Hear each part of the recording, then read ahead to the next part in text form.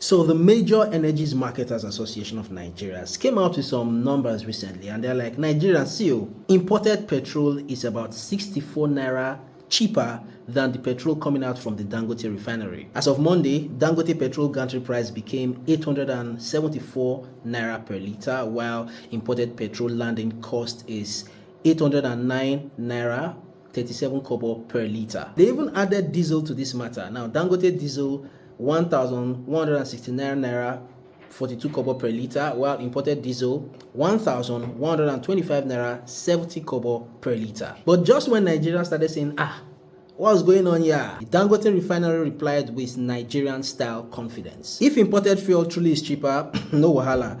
Go to the Middle East, load the petrol, and then come back to Nigeria. Let me check something. And Nigerians are like, nah, sure. Because even the Middle East right now is not the best place to be. The Gulf region is engulfed in missiles. Their refineries and oil reserves are Iran's strategic targets. Even the Strait of Hormuz, the tiny but mighty route where 20% of the world's oil import and export go through, is no longer straight, my brother.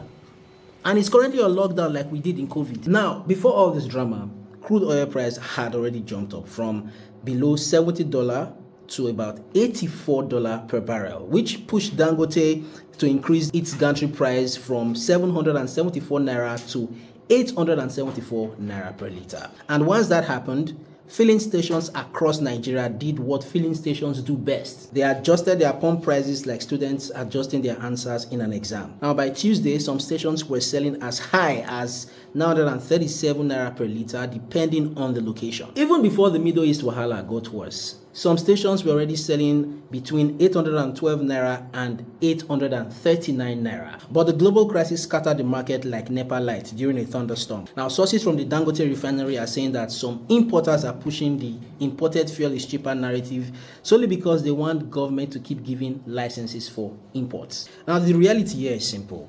Everybody is arguing who has the cheaper petrol, right? While Nigerians at the filling station are just standing there like, you know what, all this grammar, after all this grammar, just tell us the price, we'll buy it today. Because at the end of the day in Nigeria, one thing is constant, and that is fuel price will always find a way to surprise you. Especially those of us that don't have cars yet.